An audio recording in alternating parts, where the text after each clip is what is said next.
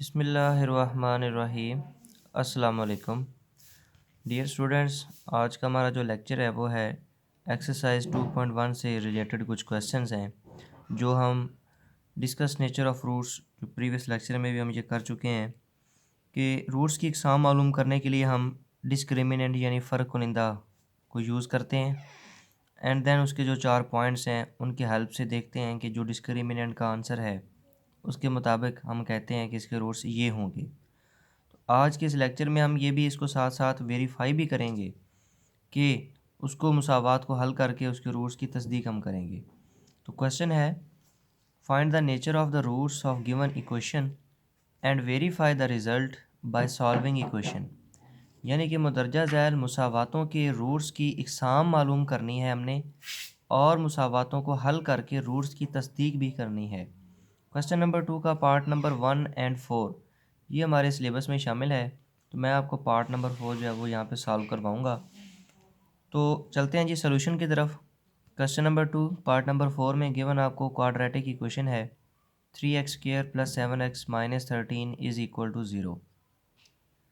तो हम सबसे पहले इसको स्टैंडर्ड फॉर्म दी हुई मुसावात जो गिवन है आपको उसको कंपेयर करेंगे स्टैंडर्ड फॉर्म मियारी हालत के साथ। दो दर्जे मुसावात की मियारी हालत आप जानते हैं, ax² + bx + c = 0।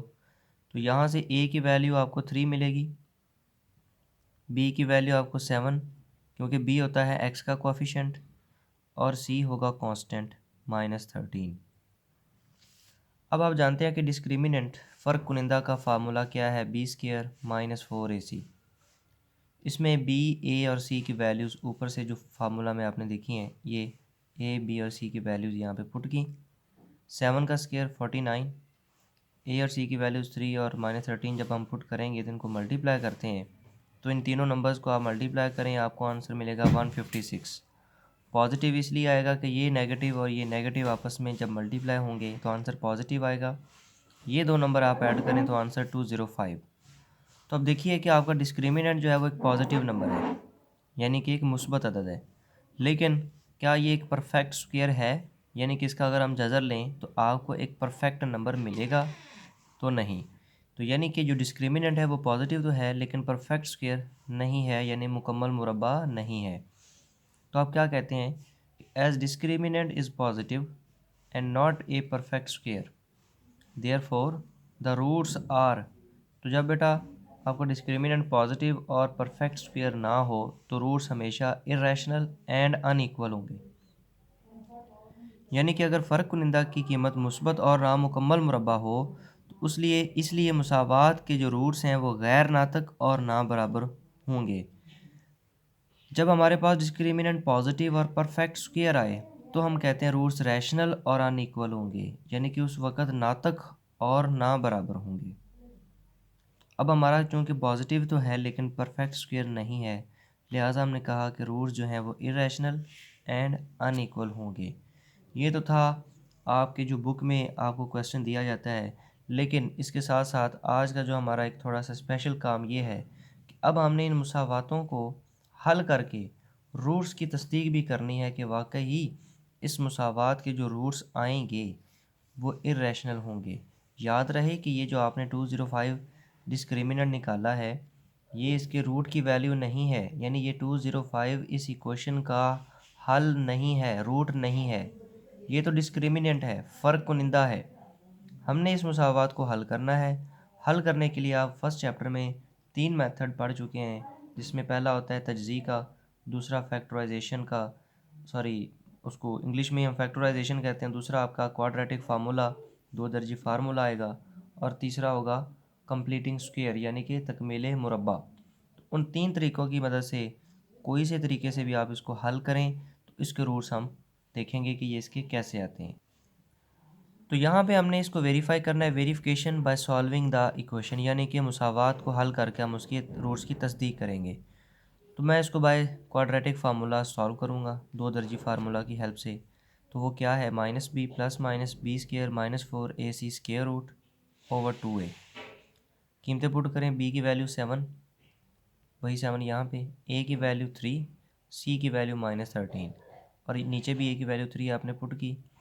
इसके बाद इनको हल करें -7, 7 का स्क्वायर 49, इन तीनों को ज़रब दें 156, 156 में 49 ऐड करें 205 और नीचे 3 को 2 से मल्टीप्लाई करेंगे तो आपको 6 मिलेगा। अब ये आपके पास रूट्स आ गए हैं। अब ज़रा यहाँ पे गौर कीजिए कि अगर हम इस 205 का स्क्वायर रूट लें तो क्योंकि ये मुकम्मल मुरब्बा नहीं है तो इसका जो जज़र लेने से आंसर आएगा वो एक इर्रेशनल नंबर होगा, क्योंकि परफेक्ट स्क्वायर का जो जज़र होता है, जो स्क्वायर रूट होता है, वो तो एक नातक अदद होता है, रैशनल नंबर होता है। लेकिन जब भी स्क्वायर रूट के नीचे कोई नंबर नॉन परफेक्ट स्क्वायर आए, यानी कि वो मुकम्मल मुरब्बा ना हो, तो जज़र लेने के बाद जो जवाब आपको मिलेगा वो एक इर्रेशनल नंबर होगा, गैर नातक अदद होगा। तो यही हमारी वेरिफिकेशन है। हमने वहाँ पे डिस्क्रिमिनेंट को फाइंड करके उससे ही अंदाज़ा लगाया था कि इस मुसावात के जो रूट्स हैं वो इर्रेशनल एंड अनईक्वल होंगे, यानी इसके रूट्स जो हैं वो, एक तो ये देखें ना, एक है -7 + 205 स्क्वायर रूट ओवर 6 और दूसरा रूट है -7 माइनस स्क्वायर रूट 205 ओवर 6। तो ये दो ना बराबर हैं, अनईक्वल हैं और गैर नातक क्यों है कि ये जज़र के नीचे जो नंबर है वो मुकम्मल मुरब्बा नहीं है। इस वजह से इसके जो आंसर में हमारा जो रिज़ल्ट आएगा वो इर्रेशनल नंबर होगा। Thus the roots are irrational and unequal, यानी मुसावात के रूट्स गैर नातक और ना बराबर हैं। तो बेटा आपने क्वेश्चन नंबर 2 का पार्ट नंबर 1 खुद हल करना है, आपकी बुक में लिखा हुआ है। मज़ीद मैं आपको यहाँ पे दिखा भी देता हूँ कि ये आपने पार्ट नंबर 1 में जो गिवन आपको क्वाड्रेटिक इक्वेशन है ये आपने खुद सॉल्व करना है। और इसी तरह आपने first of all by discriminant उसके जब वो बताना है कि रूट्स क्या होंगे, देन आपने उसको वेरीफाई भी करना है सॉल्व करके। जब आपको ये कह दिया जाए कि मंदरजा ज़ैल मुसावातों के रूट्स की इकसाम मालूम करें, डिस्कस नेचर ऑफ रूट्स, तो आपने यहाँ तक काम करना है। अगर आपको ये भी साथ क्वेश्चन स्टेटमेंट आ जाए कि मुसावातों को हल करके रूट्स की तस्दीक भी करें, तब आपने उसको बाय फैक्टराइजेशन या फिर बाय क्वाड्रेटिक फार्मूला हल करके उसकी तस्दीक भी करनी है। ये था बेटा आपका आज का लेक्चर। वीडियो को गौर से देखें, दोबारा समझें और जहाँ से आपको कोई प्रॉब्लम हो तो वो आप पूछ सकते हैं। तो नया काम हमने इतना ख़ास कुछ भी नहीं किया। देखिए आप फर्स्ट चैप्टर में क्वाड्रेटिक इक्वेशन को सॉल्व करने के मेथड पढ़ चुके हैं, उन्हीं मेथड से हमने इसकी वेरिफिकेशन तस्दीक की है। पहला काम हमने डिस्क्रिमिनेंट से ये इसका पता लगाया है कि इसके रूट्स कैसे होंगे।